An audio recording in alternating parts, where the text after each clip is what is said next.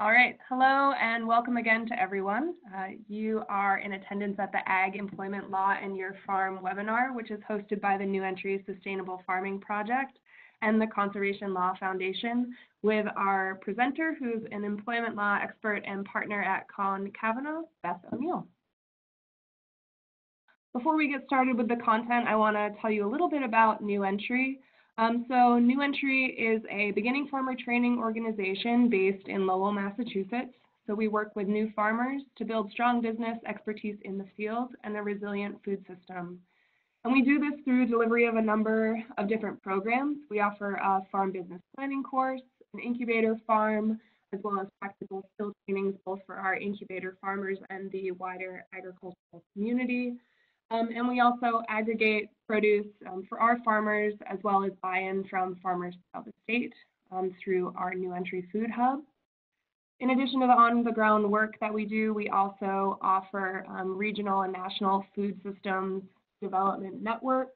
So we have the Agricultural Apprenticeship Learning Network, the National Incubator Farm Training Initiative, and a number of programs that are designed to assist applicants of the BFRDP and Community Food Projects grant programs as well.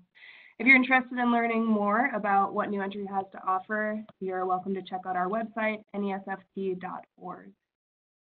I'd like to give the opportunity to Jenny from the Conservation Law Foundation to introduce CLF's work and talk a little bit about the Food Hub as well. So Jenny, you're unmuted if you want to say hi. Great, thank you. Hi, everyone. I'm Jenny Rushlow from Conservation Law Foundation. I'm a senior attorney and director of our Farm and Food program. Conservation Law Foundation is a New England-wide environmental advocacy organization, primarily staffed by attorneys, and we run a program called the Legal Food Hub, which provides free legal assistance to farmers and food businesses, as well as the organizations that support them. This program started in 2014, and we are now operating in 4 states, Massachusetts, Maine, Rhode Island, and Connecticut. We've placed about 300 cases across those 4 states in the last 4 years, and we have 134 law firms in our network currently. The way the program works is that CLF performs case intake if a farmer or a food business needs our assistance, and then we place that person with an attorney at a private law firm who's offered to provide their services pro bono, and they then begin an attorney-client relationship with the issue that the participant needs help with. So we have 134 law firms who have offered to do that.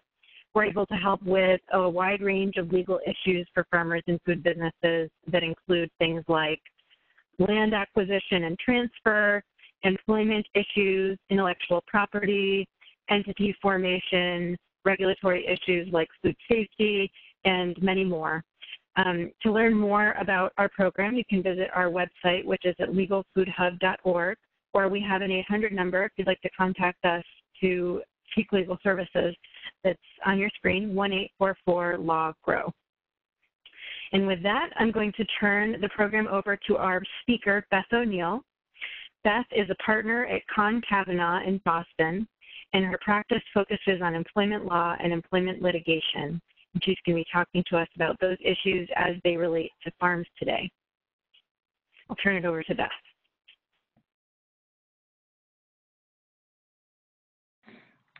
All right, Beth, you are unmuted and you should have control of the screen now.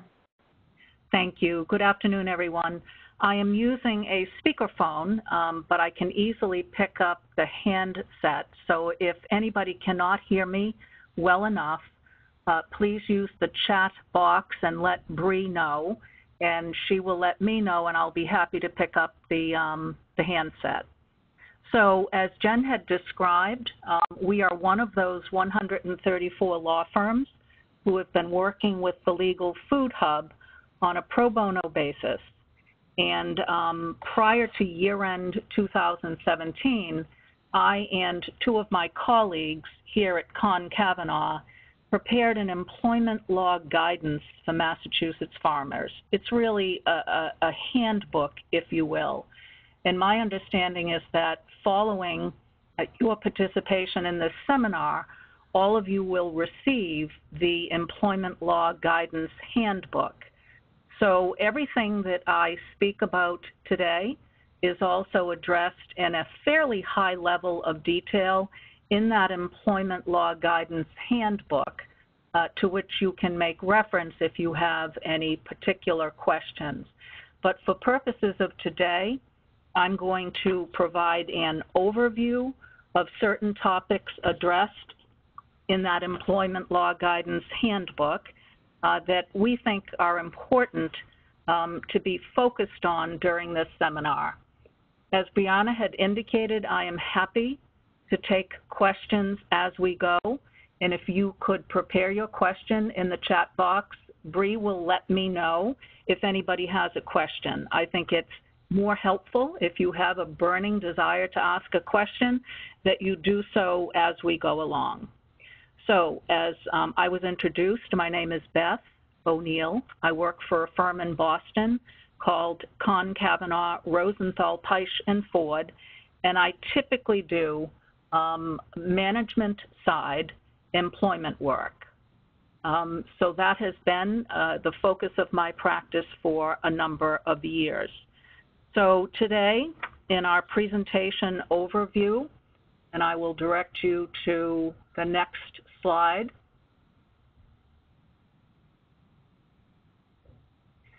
We're going to discuss the relationship of employer to employee. And why is this important to all employers? The reason it is critically important is because employees under Massachusetts law, as well as federal law, have significant rights. And there are any number of laws that apply to the employer-employee relationship. Those laws are detailed in the Employment Law Guidance book, but they include such things as paid sick leave, minimum wage, the requirement for an employer to keep and maintain a personnel record, the obligation of an employer to ensure that it has workers' compensation insurance covering its employees, parental leave rights, domestic violence leave rights, and importantly, the right to be paid a particular minimum wage and to earn overtime if the employee is entitled to it. Now, the reason for all these laws protecting the relationship between employer and employee is to ensure that folks who work for a living receive fair treatment, lawful treatment, and appropriate pay. Now, as many of you may be aware, sometimes workers are given different labels, and by that I mean different than the employee label. For example, a worker could be called an independent contractor, or a volunteer, or an intern, or an apprentice. It doesn't matter under the law what an employer may seek to call the worker, because those categories that I just described, independent contractor, volunteer, intern, and apprentice, mean very different things. And we will talk about what they mean specifically during this presentation. So I think one of the most important issues for employers to grapple with and determine is this: how do we determine who is an employee and who is not? So let's move to the next slide. As I said a few moments ago, the labels that you may use are irrelevant. They have no meaning whatsoever unless, of course, the worker is legitimately and by statute or law qualifies as an apprentice, an intern, or a volunteer. What matters is not what you call the worker, but what are the legally defined terms under the law and how they apply to your particular worker. And in fact, the law also provides under Massachusetts law that if you call somebody an independent contractor, and they are not, even if they agree to be treated as an independent contractor as opposed to an employee, and that agreement is in writing and it's signed by the worker, it makes no difference. The law will not permit that written contract to be enforced. And in fact, the law provides that it is void and unenforceable. So I think that that really explains and confirms that it doesn't matter what you may call the worker. What matters is whether what it is they are doing qualifies them as an employee or something else. So that's what we will explore today. So if we could go to the next slide. Beth, can I pop in to ask a question quickly? Of course. Yeah, we have a question about how the employer-employee definition is affected when the organization is a cooperative business. Do you have any sense of how that might change things? So I'm not sure what's meant by a cooperative business, but that said, I have done work for what's called co-ops. So the client I worked for was a cooperative organization of owners of Dunkin' Donut franchisees. And they banded together as owners of the franchisees and established a cooperative company that would do their buying for them, buying of milk and light cream and coffee beans and flour, etc. Those workers that worked for the cooperative entity were considered as employees, and they needed to be treated as employees. And I'm not sure if that answers the question that was asked, but I'm happy to tease that out a little bit. Okay, great. Yes, it looks like it does. Thank you. You're welcome. So the million-dollar question that faces every employer is, who is an employee? And as indicated on the slide, for purposes of minimum wage and overtime, and I'll explain what that is in detail. Under Massachusetts law, there is a presumption that every worker working on your farm is an employee. So the law sets up a presumption that every worker that works on your farm is an employee unless you can show that they are something different, consistent with the law. And so if the worker is employed by you, and the word employee is a very broad definition, it means to suffer or permit to work, that worker is viewed legally as an employee of yours. So next slide. What does that mean if a person is an employee? It means, at a minimum, that they're entitled to be paid based upon minimum wage for agricultural work. Now, let me back up for a moment to also let you know that federal law, in addition to Massachusetts law, may apply to many or all of you. So you may be considered to be employers under both Massachusetts law and federal law. And this is all that you need to know in terms of trying to figure out if you're an employer under federal law and or Massachusetts law. It's very easy to be deemed an employer under federal law.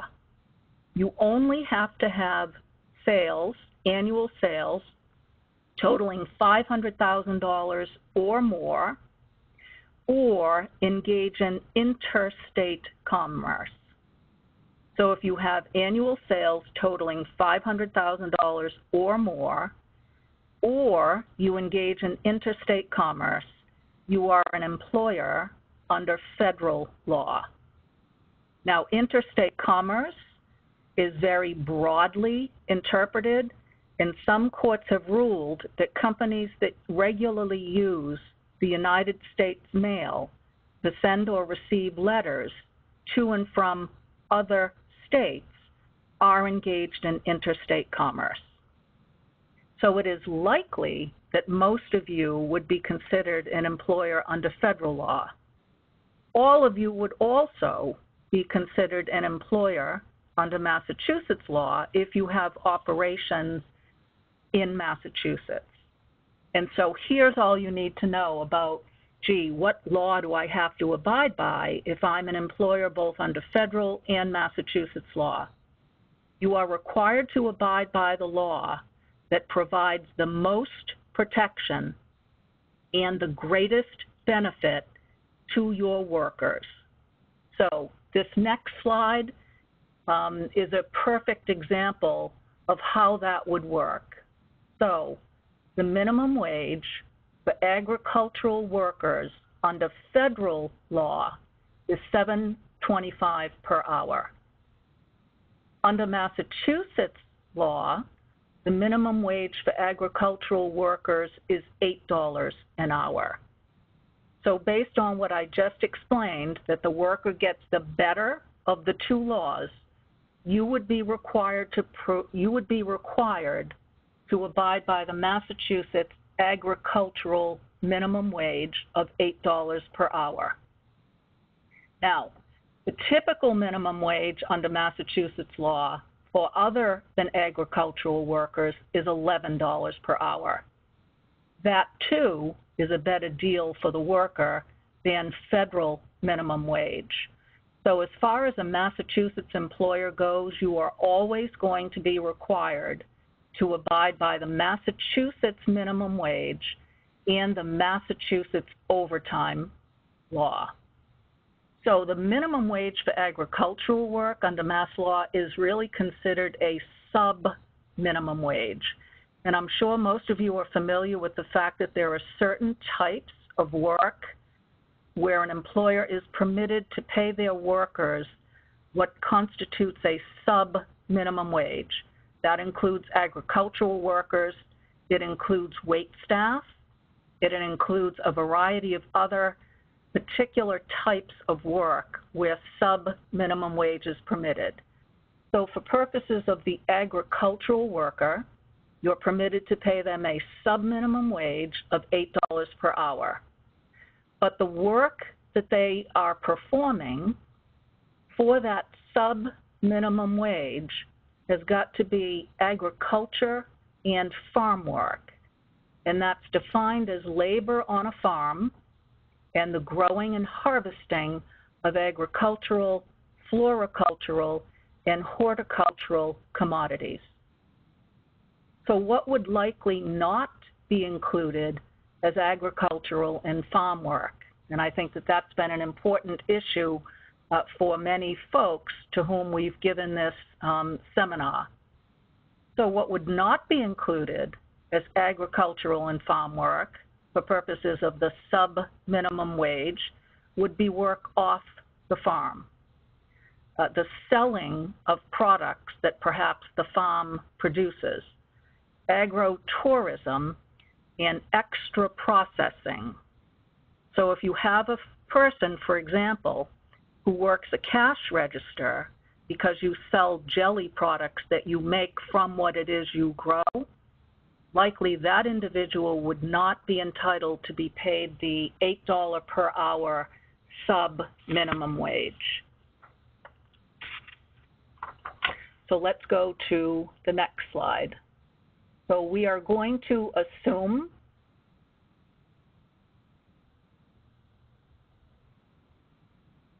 that your worker is entitled to be paid a sub-minimum wage. Are there certain benefits that a farmer employer may typically provide to or for the benefit of a farm worker that you are permitted to deduct from their minimum wage? And the answer is yes. There are certain things that can be deducted from your agricultural worker's minimum wage, even if when you deduct those things, you reduce the individual's pay below the minimum wage.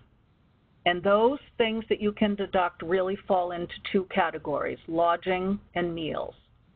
So if you provide to your workers lodging, first of all, they have to be safe and sanitary and meet the Massachusetts minimum standards for human habitation. And it's got to include heat, potable or drinkable water, and light. And even when it does, you're limited to deducting maximum weekly rates of $35 for one room occupied by one person, $30 for one room occupied by two people, and $25 a week for one room occupied by 3 or more persons. And with respect to the meals, there are maximum rates for deductions, also shown on this slide, very modest maximum rates for deduction, and it's $1.50 for a breakfast and $2.25 for lunch and dinner. And you're only permitted a certain amount of allowable deductions. So if somebody works 3 or more hours, you're only permitted to deduct for one meal. If they work 8 hours or more, you're permitted to deduct for 2 meals. And if lodging is provided, as well as meals, or if you seek and secure special permission from the Massachusetts Department of Labor, you may be entitled to deduct for 3 meals. Now, the lodging and the meal plan that I just described needs to be reduced to writing. So you need to explain to the employee in writing what lodging is being provided and what the deductions are going to be. Same thing with the meals. And they need to accept the lodging and the meal plan voluntarily and in writing. And until such time as you get that writing signed by the employee, you may not commence deducting for either lodging or meals. Beth, we have a question about these maximum rates. Yeah. So someone's wondering if the same maximum rates apply for employees making well above the minimum wage. So are these rates in any way related to the wages that folks are making, or are these the rates regardless of their wage? They're the rates regardless of their wage. Okay, thank you. So the next slide, we're going to now address, in addition to the minimum wage or the sub-minimum wage that I've reviewed with you, is the requirement for, okay, I'm having a little bit of difficulty advancing to the next page.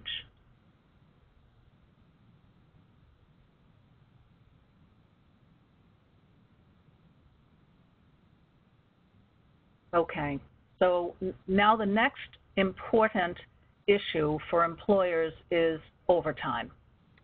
Beth, before we get into overtime, can I ask another question about lodging? Of course. All right, so we have a question here. I'm just going to read it verbatim. If a farm employee rented a house from the employer, would the tenant-landlord relationship and the employer-employee relationship have to be completely separate? Or could there be a situation in which the employee received a rental reduction in exchange for some farm chores? Could you read that again? Sure, and if you want to read it, it's in the chat box. Oh, I can actually, it's not public, but I'll read it one more time. So if a farm employee rents a house from their employer, would the tenant-landlord relationship and the employer-employee relationship have to be separate? Or could there be a situation in which the employee received a rental deduction in exchange for farm chores? Well, I think that would have to be very carefully considered, because what I'm envisioning is if perhaps the house would rent for $500 a month, and I'll use that as an example. But yet, under the law, if the employer provides lodging, they are clearly entitled to a much more modest deduction off of the employee's wages. So I would say if you're trying to approach the relationship on the one hand as landlord and tenant, and then on the other as employer and employee, and by doing that, you seek to have the employee pay the higher rent and then get a credit, if you will, for what the employer could have deducted from pay, I think that that would have to be looked at very carefully to ensure, and I'm not suggesting this is the point of the question, but to ensure that the employer is not trying to get the benefit of both bargains where in fact they may not be entitled to it. And the lodging law under Massachusetts law is really written to address a room as opposed to a house.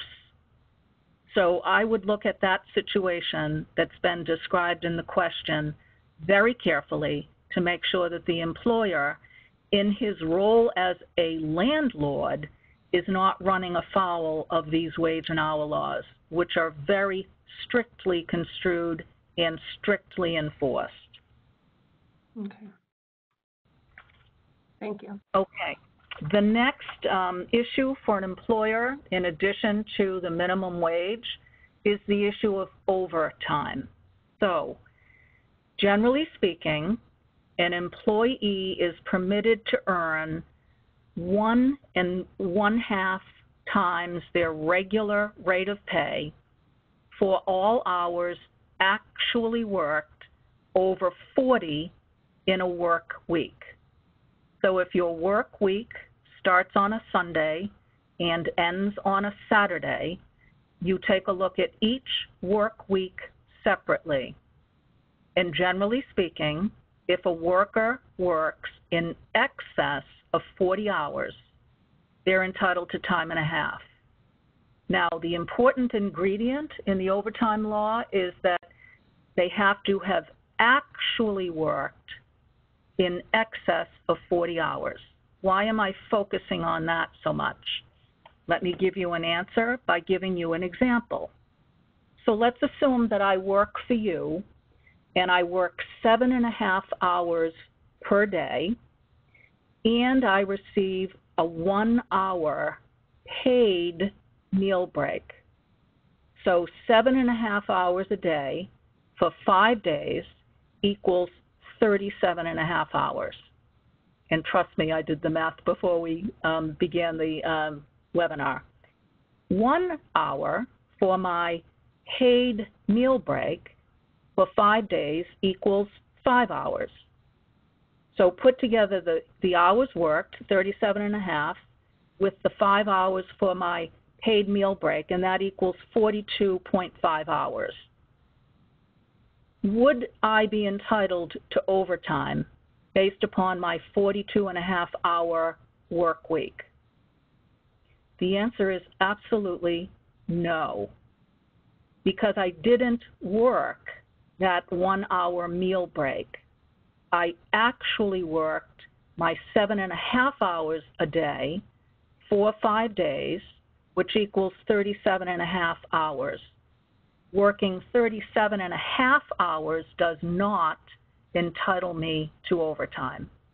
So in that situation, your employee may say to you, well, my work week is 42.5 hours, and I get a 1 hour paid meal break. Doesn't matter. It's only those hours that are actually worked in excess of 40 for which the employee is entitled to overtime. So that's the rule. Now, as in most laws or rules, there are exceptions. And the good news is for farmers, there are 2 important exemptions from the overtime law. One exemption is for the agricultural worker.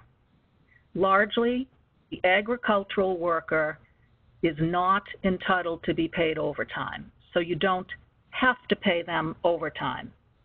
You have to pay them their sub-minimum wage, but you don't have to pay them overtime. The other exemption is provided by a Massachusetts law, and it's called the Seasonal Business Exemption, or waiver.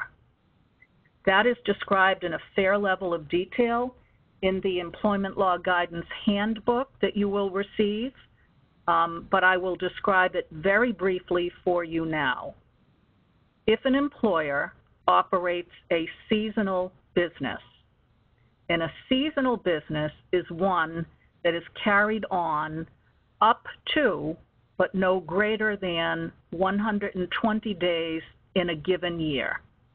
It doesn't have to be 120 consecutive days, but it cannot exceed 120 days in a given year. The process of getting a seasonal business waiver is a formal one, and you've got to apply for a seasonal business waiver to the Massachusetts Department of Labor. If you get a seasonal business waiver, you are not required to pay your employee, and that employee does not have to be an agricultural employee. You do not have to pay that employee overtime. So let me give you an example of what might constitute a seasonal business. You're a farm and you sell Christmas trees during the Christmas season, and you hire workers to sell the trees for you. So long as the sale of the Christmas trees does not take up more than 120 days in a given year, you could apply to the Department of Labor for a seasonal business exemption or waiver, and if you receive it, then in fact you do not have to pay that worker any overtime. Okay, so I know that you're all probably dying to hear about the overtime exemption available to the agricultural worker. So remember that we talked about the fact that you can pay your agricultural worker a sub-minimum wage of $8 per hour. And those are workers who clearly are working in the field. They're planting and harvesting. They're actually preparing harvested crops for sale, and they're operating machinery such as tractors or other farm machinery on farm. Those workers are permitted to be paid an $8 per hour sub-minimum wage, and they're not entitled to overtime, no matter how many hours they work in a work week. There are other workers that likely work on a farm that would not be considered agricultural workers. For example, they work at a farm stand that is located off the farm. So you take your harvested crops, you sell them at a farm stand or a market, farmer's market. Those folks who are working at the farmer's market or at the farm stand need to be paid $11 per hour, and they're entitled to overtime. If you make jelly or jam with berries that came not only from a different farm, but from your own farm, those folks would likely not be eligible to be paid a sub-minimum wage and instead would need to be paid $11 per hour. If you have hay rides, called agro-tourism, on your farm, the workers who operate the hay rides would likely be required to be paid $11 per hour and not be entitled to a sub-minimum wage. Now, I know from previous seminars that there was a question related to, well, what if I have an agricultural worker who does in fact legitimately perform agricultural work for certain hours during the work week and non-agricultural work during other hours of the work week? Are they entitled to be paid the sub-minimum wage for all of their work? And as I mentioned, that was a question from a previous seminar. I will respond to that by saying that that is a highly complicated question, and it really does require very careful consideration, because if you are paying somebody a sub-minimum wage and not paying them overtime because they're an agricultural worker, that really is not providing a benefit to an employee that the law otherwise provides, which is $11 an hour in time and a half. So you get into an analysis of whether the work that they're performing, the agricultural work, is their primary duty, and how frequently they in fact perform the non-agricultural work. And that is based on hours and days that they are performing the non-agricultural work. And there are certain circumstances when if the agricultural work becomes other than their primary duty and the non-agricultural work is performed too frequently, that you as the employer will lose the benefit of paying the worker the sub-minimum wage and not paying the worker overtime. So if you've got employees wearing two different hats, you have to be very careful about how you treat them and pay them. And I would recommend to you that it is a very fact-specific analysis that you ought to get legal counsel to help you figure out. Now, let's assume, though, that you have some agricultural workers doing agricultural work, and you also have them, for example, working at the farmer's market. And for their agricultural work, you're paying them $8 an hour, and for their non-agricultural work, you're paying them $11 an hour. And let's assume they work over 40 hours in a work week. The question comes up, well, what is the overtime rate that I need to pay them? If I need to pay them an overtime rate, that too I would recommend to you, you should be guided by an attorney as to how you handle that. But generally speaking, you may have the option of doing one of two different things. You find the weighted average of the two different rates and pay them overtime based on the weighted average, or alternatively, before the employee performs overtime work, you and the employee agree that the overtime rate will be based on the regular rate of pay that applies to the type of work performed during the hours in excess of 40. So if that is a little bit complicated, that's accurate. It is complicated. So I highly recommend that if you have an employee wearing two different hats, one of which is an agricultural worker hat, you really need to seek legal guidance and counsel as to how to deal with that employee. Beth, we have a question related to this kind of combination of agricultural work and off-farm work or non-agricultural work. And the question is related to a salaried employee. So I'll just read it. It says, can farm workers who do both agricultural labor and sales at farmers markets or retail stores off the farm be salaried and exempt from overtime if they manage their own schedules? Yeah, so I guess the kind of underlying question there is, does a giving a salary to an employee, the salary which is well over minimum wage, like how does that factor into this? That's an excellent question. And people sometimes think, well, because I pay the person on a salary basis, I'm good to go. I don't have to concern myself with overtime. That is absolutely, positively not accurate. So there are certain exemptions that are really called or known by the white collar exemption. And there's an administrative exemption, an executive exemption, a learned professional exemption, and those exemptions will apply if, in fact, the duties being performed by the employee meet the tests of those white-collar exemptions.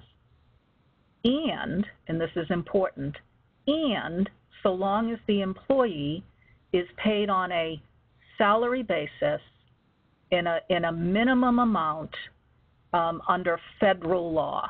And I believe, but please don't quote me on this, I do have to look at it every time. I believe that minimum salary basis is about $26,000 a year.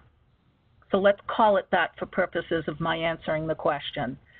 So if the worker is performing duties that fit within one of the 3 white-collar exemptions, and the employee is paid on a salary basis, at least in the amount of the $26,000 minimum level, then in fact that worker is not entitled or eligible to be paid overtime. Now, what it means to pay somebody on a salary basis, though, is important as well. It means that that worker gets the same amount of money week in and week out, no matter how many or no matter how few hours the employee works each work day. So I'm paid on a salary basis for my job. I can work 2 hours today or 10 hours today. I can do the same thing 5 days a week, and I'm still entitled only to the salary that I receive week in and week out.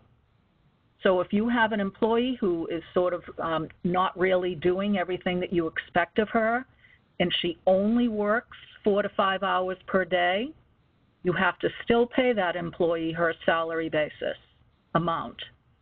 So merely because you pay someone a so-called salary does not mean that they are not otherwise entitled to overtime. So that's a very dangerous thing to think and to do because it may not be accurate.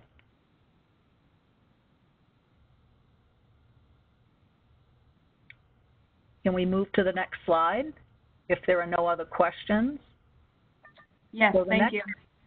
The next slide is a list of those non-employee classifications that I spoke about earlier, and that includes an independent contractor, a volunteer, an intern or a trainee, and an apprentice. All of these labels mean something very specific, and I will tell you up front that it is difficult to establish that a worker is either an independent contractor, a volunteer, an intern or a trainee, or an apprentice. And by the way, it is always and everywhere the obligation of the employer to establish that the worker is legitimately being treated as an independent contractor, a volunteer, an intern, trainee, or an apprentice. So before we get to what are those categories, let me talk about the danger of misclassifying a worker as a non-employee. So if you misclassify a worker, for example, as an independent contractor, and you therefore do not pay the employee the minimum wage to which she is entitled, or overtime to which she may be entitled, you run the risk of failing to pay the employee according to the Massachusetts wage laws. And if the employee files a lawsuit against you and recovers, the employee is entitled to mandatory treble damages. So if you fail to pay the employee over a period of time, let's just use an easy number, $10,000 in either minimum wage or overtime to which they were entitled, and the employee recovers $10,000 in unpaid wages against you, that will automatically be tripled to $30,000. The judge has no choice in whether or not to triple that amount. It is mandatory. What else is mandatory is that that employee who brought a claim against you is automatically entitled to recover his or her reasonable attorney's fees. In addition to that, and this next part usually gets people's attention, those folks that are officers of a corporate employer or an LLC employer, and even the managers of that corporate entity or that LLC entity are potentially personally liable for the amount that is recovered by the employee. So let's assume that the employee was employed by ABC Incorporated, but ABC Incorporated went bankrupt and didn't have money to pay that $30,000 judgment.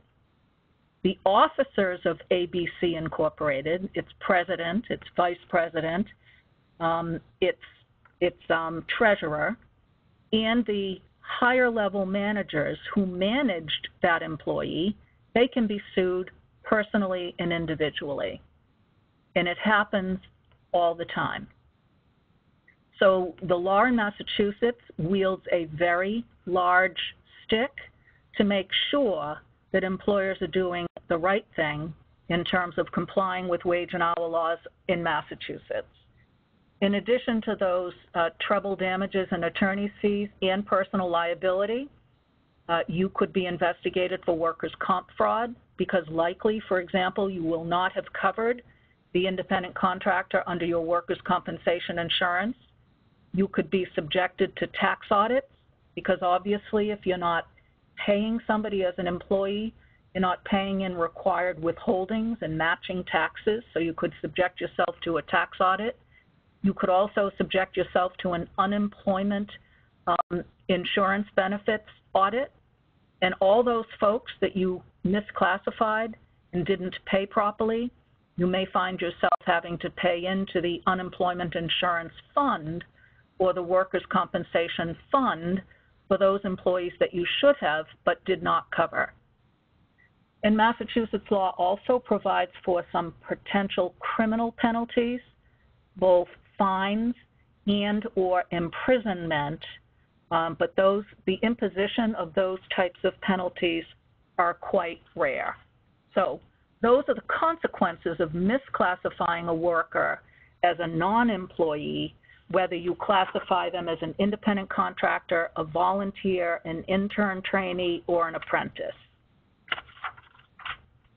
So before I move to the next slide, are there any questions about the penalties? We do have a question about the application of these sort of things to nonprofits when it comes to farm labor, but it seems like we'll get to that a little later on. Is that right? We are going to talk about nonprofits, so hold that thought. Okay, thank you. Okay, so what's an independent contractor? Because that's one of the more popular misclassifications. You hire somebody as a worker, you call them an independent contractor, you pay them a particular rate, whether it's a per diem rate or a weekly rate or a project rate. You don't deduct taxes, you don't cover them under your workers' comp, you don't pay into the unemployment benefit insurance fund, and you report their pay via a 1099 instead of a W-2. So what do you, the employer, and it's your obligation, need to demonstrate in order that you legally and legitimately classify and treat somebody as an independent contractor? All right, so remember I said that every worker is presumed to be an employee? That's what this particular law says. It says an individual performing any service shall be considered to be an employee. There's that presumption, unless the worker is free from control and direction in the connection with the performance of the service, both under his contract, which means arrangement, for the performance of service, and in fact. So it's one thing to say in the independent contractor agreement that I, the employer, will not control or direct you in the performance of your work. So the words say that, but in order to be legitimately classified as an independent contractor, not only must the words say that, but in fact that has to be the case. And this is a three-part test. The second part is and the service, the work being performed, is outside the usual course of the business of the employer. And, this is part number 3, the individual, the worker, is customarily and usually engaged in an independently established trade, occupation, profession, or business of the same nature as that involved in the work that they're doing for you. I'm going to give you what I hope is a very clear and simple example of how this test would work. So I work for a law firm. I'm a partner in the law firm, and the business of our law firm is to practice law. We also have some plants around the office, and we hire or contract with a company to come in and take care of and replace our plants when they need replacing. Are we legitimately classifying those workers, those folks, as independent contractors? You bet we are. Why is that? It's because we don't tell them how to take care of the plants. We wouldn't know what to tell them if we wanted to. We practice law. We don't grow and take care of plants. So it's outside the usual course of our business. And the plant people that we hire, this is what they do. They go around the city of Boston and they contract with law firms and other businesses to take care of their plants. So that would be a situation in which our treatment of these workers is legitimate as independent contractors. Any questions about the independent contractor before we move on to volunteers? Nope. Okay, so we're moving on to volunteers. I think that the general rule that you should take from this seminar is that typically nobody can volunteer to work for a profit organization and not be paid. And the rationale is something I said at the beginning of this presentation, which is to make sure that people are treated fairly and lawfully and receive an appropriate wage, and to prevent employers from imposing upon workers and having them do volunteer work without pay. So the rule that you could take from this seminar is if you are a for-profit business, it is virtually impossible to have somebody volunteer and legitimately and legally not be paid. So the next slide addresses whether you can have volunteers for non-profit organizations. And the answer to that is yes. Typically, that volunteer must be working for a not-for-profit entity. And then if they are working in a volunteer situation for a not-for-profit entity, there are 6 factors to be considered that would be relevant to whether or not the person is legally being treated as a volunteer. And those 6 factors are shown on this slide. So they are the nature of the entity receiving the services. In other words, it's got to be a not-for-profit entity. Whether the worker is receiving any benefits or whether the worker has an expectation of receiving any benefits from their work. Benefits meaning typically remuneration. Number 3, whether the activity is less than the worker's full-time occupation. Typically, a volunteer is not volunteering for 40 hours a week. The 4th factor is whether the person that you're calling a volunteer is in the workplace doing the work that a regular employee would ordinarily have done. So do you have regular employees that are being displaced by the volunteer? The fifth factor is whether the work being performed by the volunteer is offered freely without any pressure or coercion. And sixth, whether the work, the services, are of the kind typically associated with volunteer work. So I'll use an easy example. So you have the Mass Society for the Prevention of Cruelty to Animals, the MSPCA. You have folks that volunteer to clean out the animals' cages. They come in on a weekend or a couple of nights per week. There's no expectation that they will receive anything for their work. It's not full-time work. They do it because they love animals, not because they've been pressured. And it's typically the case that you would see volunteers working at an MSPCA. And most importantly, the MSPCA is indeed a not-for-profit entity. Under those circumstances, with respect to that type of an employer, if you will, you could legitimately be classified as an unpaid volunteer.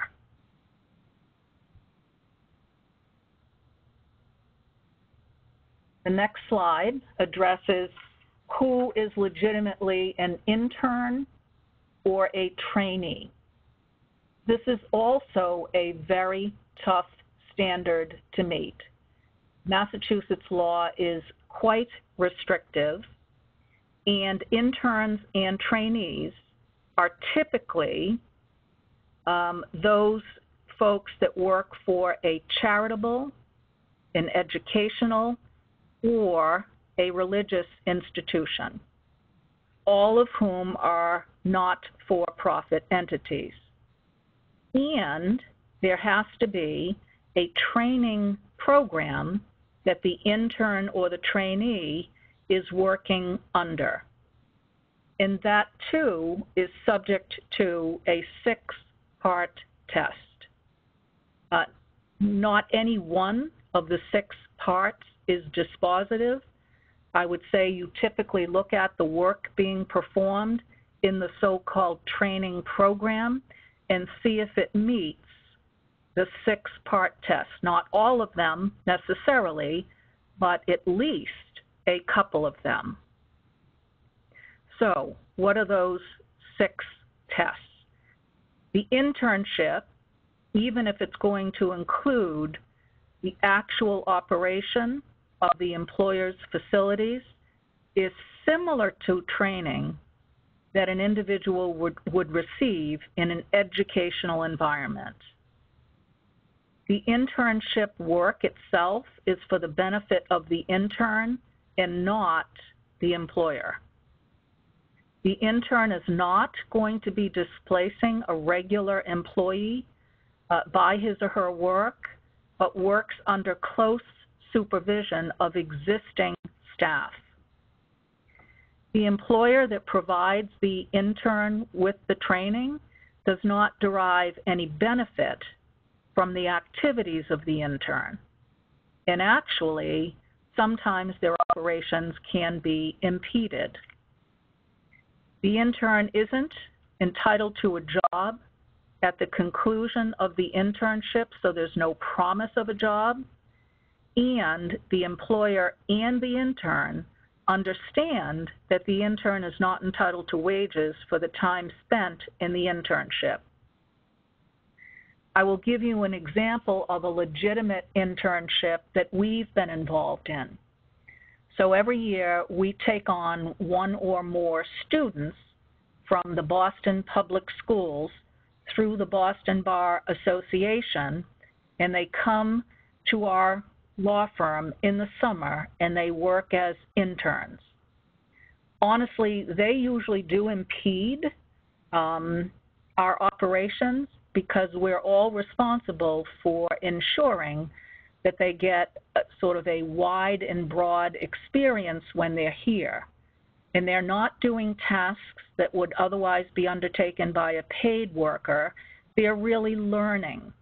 And importantly, the Boston Public Schools gives them credit for their high school requirements for the internship that they perform at our law firm. And a good example is the Northeastern University Co-op program, which is approved by state regulators and permits the workers or the individual to come into a place of employment as an intern or a trainee. If the employer, if you will, for whom the intern is working is an educational institution, the educational institution should also consider whether the training is a part of the educational curriculum, such as Northeastern does, and whether academic credit is received, as it is at Northeastern. And as I mentioned to you, the students that are here for the summer also get high school credit for their work here.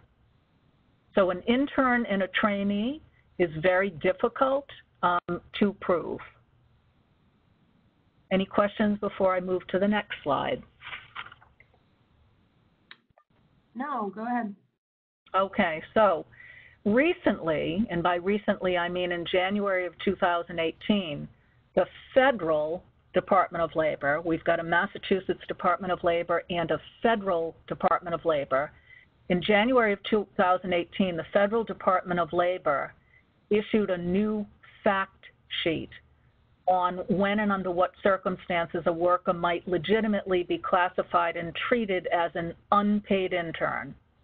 The important part is Massachusetts has not embraced or adopted that new test, and it's called the primary beneficiary test. It's much more lenient than what it had previously been. And the 7-part test, I won't read all 7 parts, but they're shown on the slide. And if you, under the federal law, are considering an unpaid intern, you should look to satisfy the 7-part test, but be aware that even if you do, it very well may be that Massachusetts doesn't see things the way the feds do. Okay, we're next going to talk about registered apprenticeships. Can we ask one question before we go to this, Beth? There's a question about a lot of farms having short-term volunteers, for example, like working 4 hours per week in exchange for some farm product, maybe vegetables, eggs, so basically like a work share opportunity. And then there's a question as to whether or not this is a legal practice, like if it's legal to do that. So I knew you were going to ask me that because you gave me a heads up that you were. And I actually did look into it and tried to come up with an answer based upon either a Massachusetts or a federal law or some case law. And I could not come up with an answer. So what I gather is essentially this is really a bartering kind of arrangement. A person comes and does some work on the farm and barters that work for vegetables or produce, whatever. And so the issue is whether when the person is working on the farm, are they to be classified and treated as an employee, as opposed to doing the work to essentially pay for the vegetables and the produce that they received. I honestly don't know the answer to it because I could not find anything that addressed it specifically. So what I would say to you is if you want to be extra careful, and I typically advise clients very conservatively because there's such a downside to disobeying these wage and hour laws, for example, the treble damages, the mandatory attorney's fees, et cetera, I might suggest to you that you do this. Actually employ the individual and pay them. You could, if they're doing agricultural work, you can pay them their sub-minimum wage rate of pay for the hours that they work, and then they turn the check back over to you. If it happens to equal or be less than the value of the produce and the vegetables that they're receiving. Now, you may be thinking to yourself, oh my God, why do I have to go through this? It's too complicated. Well, you don't have to, but if it's deemed in the future to be unlawful, you're taking a very big risk. Remember that typically the only time that an employer is caught disobeying the wage and hour laws is if an employee complains. It is not likely, but it does happen occasionally, that the Attorney General's office, Maura Healey's office here in Massachusetts, would set her sights on a particular industry and do an audit or an investigation. But that typically does not happen. It's usually the employee who feels that they have not been treated legally and lawfully, starts the process by filing a complaint with the Attorney General's office, which is the preliminary step that an employee must take before they file any kind of a lawsuit. So I'm sorry that I don't have a very precise answer for you. That's okay. I think that's still useful. And a follow-up question for that is, does bartering have to be taxed? I don't know the answer to that either. Okay. I'm not a tax lawyer. It sounds like in the answer you provided about having them as an employee, that agreement would be taxed, correct? Sure. Like Absolutely. If you have a worker that you're treating as an employee, the wages that they're receiving are absolutely positively subject to state and federal taxes. Okay. Okay? All right. Yeah. So the next topic is the apprenticeship topic. And you will see in gold, bold, big letters that we're talking about a registered apprenticeship. And that is very important.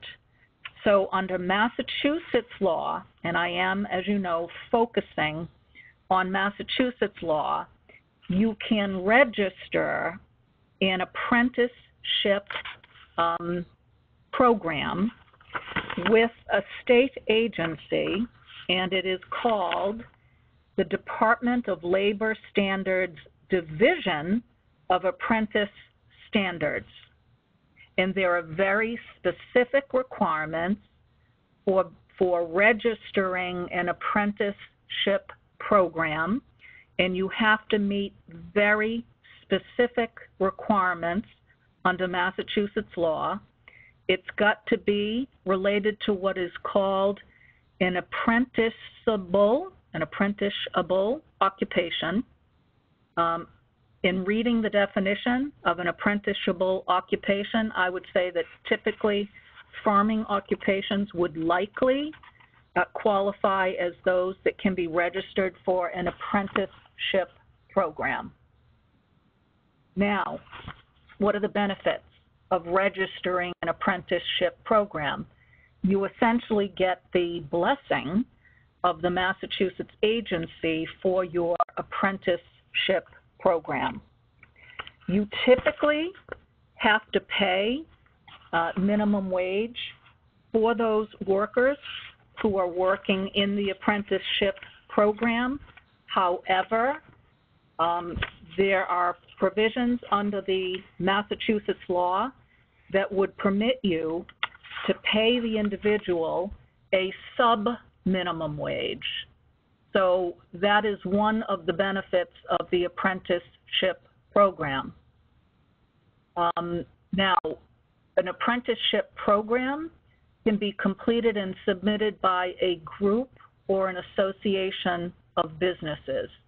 So that might work well in terms of farming and farmers. So let's go to the next slide.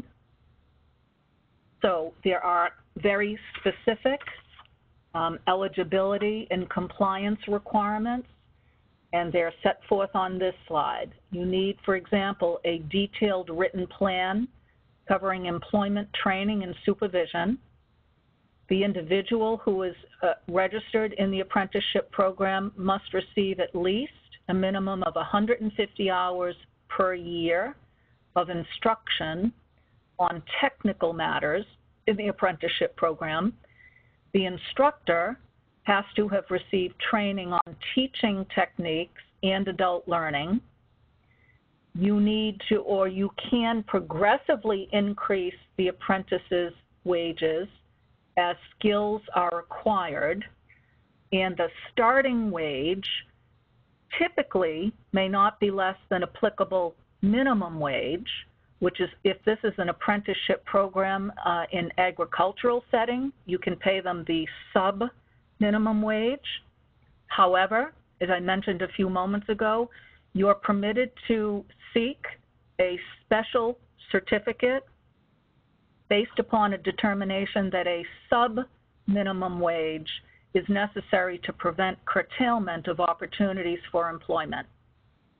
Now, sub-minimum wages, I know this because I've advised clients that operate centers, if you will, in educational institutions for the learning disabled, and they send their students out to places of employment such as veterinarian offices and daycare centers and supermarkets, and they get the individual who has some learning disabilities training, and they're permitted to have an apprenticeship program where they would start the individual at a sub-minimum wage in an effort to work the individual up to a minimum wage based upon the individual learning under the apprenticeship program the tools necessary to become employed.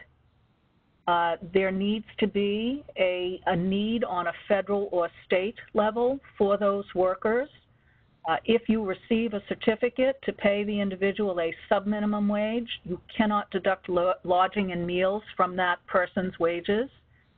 There needs to be periodic written reviews of the apprentice's progress, a detailed written apprentice agreement with the individual.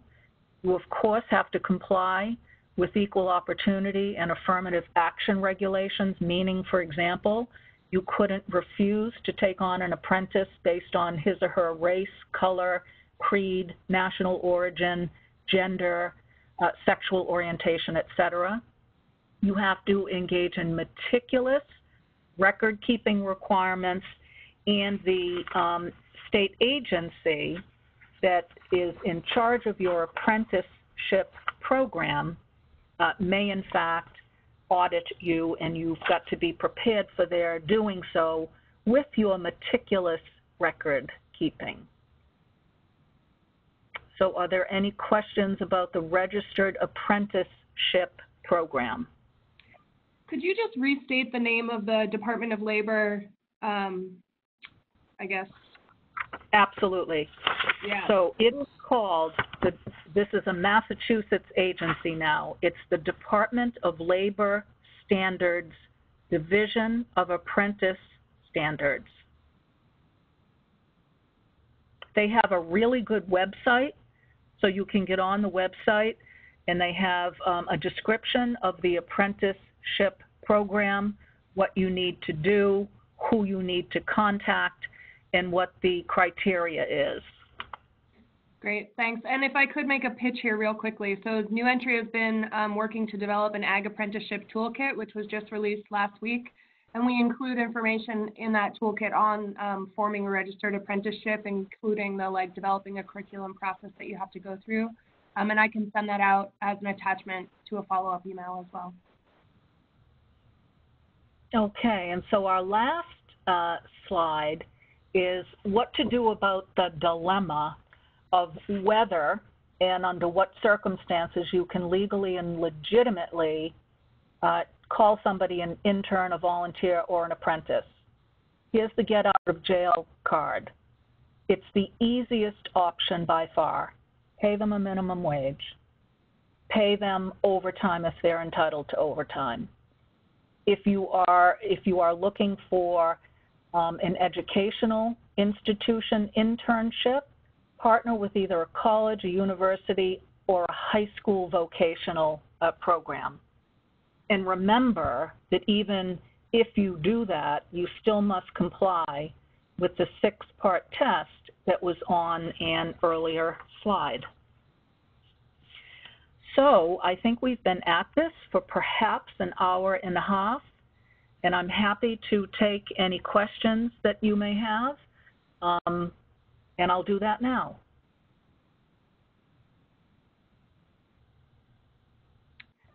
Sure, yeah. At this point, we'll just open it up to questions submitted in the chat box. So we've been pretty good about answering them as they come in. So we don't have too many remaining now, but I do have a question about enforcement of these statutes. So it's my understanding, and please correct me if I'm wrong, that there isn't a lot of case law to support these, like, to really get into the details of a lot of these laws. Like what we're looking at now is what's on the books. And that makes me think a little bit about enforcement and how often we're seeing the wage and hour actually step in to enforce these things. You mentioned a little bit, Beth, about primarily like complaints coming when a relationship breaks down, when an employee files some kind of complaint. And I was wondering if there's any other insight you could offer us around enforcement trends or likelihood or when that does occur. Sure. So typically, when an employer hears from an employee or a worker who's been misclassified, is after the relationship is over.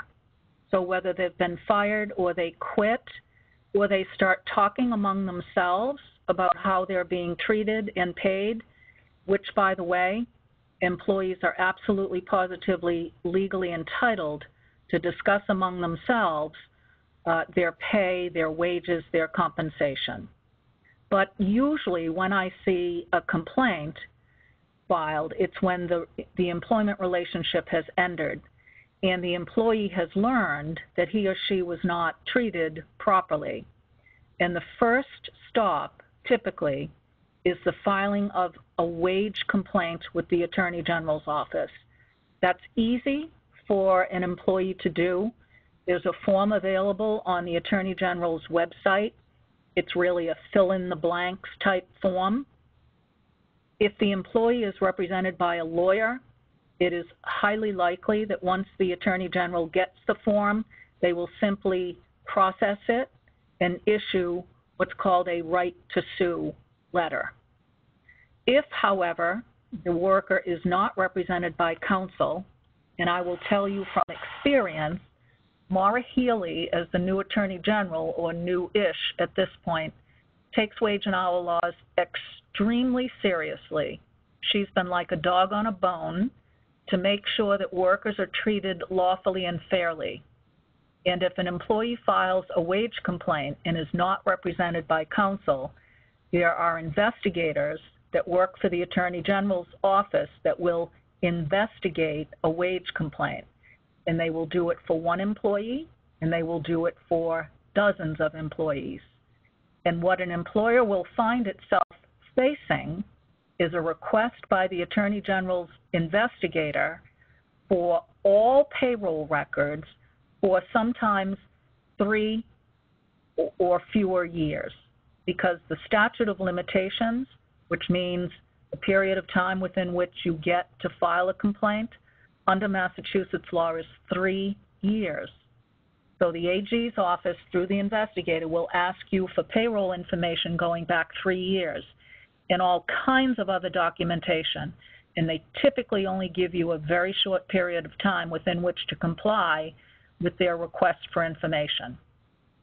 The Attorney General's office has the power and authority to investigate whether workers have been treated unlawfully and to impose orders requiring payment of monies due to the employee, as well as civil fines and penalties. At any time during the process that I just described, which is the investigative process at the Attorney General's office, the worker himself or herself can say, stop the process, stop your investigation, I want to file a lawsuit. And they can file a lawsuit in Superior Court. They have 3 years within which to do so, and they obviously hire a lawyer, file in court, and then the case is litigated in court. so you have to hire a lawyer. I would suggest to you that you ought to also hire a lawyer when you're the subject of an investigation by the AG's office. These claims are filed all the time. More recently, employees are getting together, or I should say that plaintiffs' class action lawyers are finding these employees and pursuing these cases as class action cases, because there's a lot more in it for the lawyer to pursue a case as a class action case. These are very serious cases. The downside for the employer who has not followed the law is significant. I indicated under mass law, it's treble damages. Under federal law, federal wage and hour laws, it's double damages, and it could be treble damages if the actions of the employer were willful and knowing. But mass law, it's mandatory treble, so that's what everybody relies upon instead of the federal, which is you get your treble if it's willful and knowing violation. Does that answer your question? Yeah, I think that does. We have a couple more questions. So one is a stipend ever legal for an employee on a commercial farm? So, for example, you offer a training opportunity where someone works on your farm, they learn the ropes, and in exchange for their labor, they receive a weekly or monthly stipend. It may be, so long as the categories of unpaid workers that we reviewed today, whether it be a volunteer, which likely would not apply under any circumstances, but an intern or trainee or an apprentice, it may be viable. It depends upon how many hours are being worked, what is the amount of the stipend. My assumption is the question wouldn't be asked unless the stipend were less than minimum wage. So I would say if it's less than minimum wage, it's not going to work unless you come within the categories described in the slides and in the handbook of a trainee, apprentice, or intern. Great. Thank you. And then another question about classifying an employee as a temporary or seasonal worker. So the question reads, is an employee only temporary seasonal if the business is seasonal? And then the person asking the question runs a operation that they do not classify as seasonal, but they do have classifications of temporary seasonal and temporary hourly employees. So a temporary worker, whether it's a temporary seasonal worker or a temporary worker, is still an employee, which means that they're an employee, they're entitled to minimum wage, they're entitled to overtime. This is generally speaking, but they only work a limited period of time. So I could employ a worker for a 2-week period. Is that a temporary worker? Yeah, I think that would be a fair characterization of the worker. Certainly not somebody who is full-time or long-term. I do, though, have to pay that worker in accordance with the wage and hour laws. With respect to the seasonal worker that I spoke of today, that's an exemption that needs to be applied for by the employer who is operating a seasonal business. So I gave you the example of the sale of Christmas trees. So I know that there's a nursery on the Cape that sells typically plants and garden tools and garden products. They're not a seasonal business because they're open all year long. They do, however, during the Christmas season only, purchase and resell Christmas trees.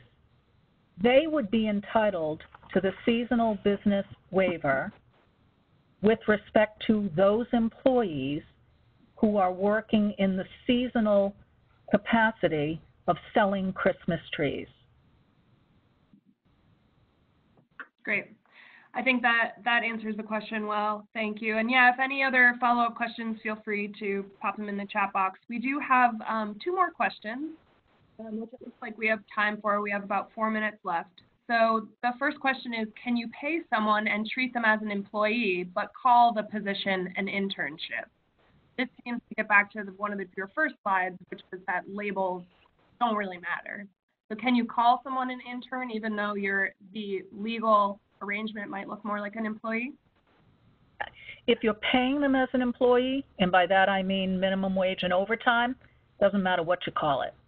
Okay. So the answer to the question is yes, that would be kosher. I'm not sure why you would want to do it, but far be it from me to opine on that. Maybe, maybe there's a benefit for the worker and the employer, but if the employer is abiding by minimum wage and overtime, you can call it anything you want. Okay, great. And then the last question is, will handbooks be distributed to participants? And the answer to that is yes. We'll make sure to include the guide that Beth worked to create, which is specific to Massachusetts laws, as well as the Ag Apprenticeship Toolkit, which is the resource from New Entry that I mentioned. Those will all be included in a follow-up email. And Beth, it looks like that's the end of our questions for today. So unless there's anything else you'd like to add, we'll just say thank you so much for your effort on this. And yeah, we will certainly be working with the Food Hub to continue routing questions from farmers to experts like yourself. Okay, thank you so much. It was a pleasure. Great. Thank you, everyone. Yeah. Bye.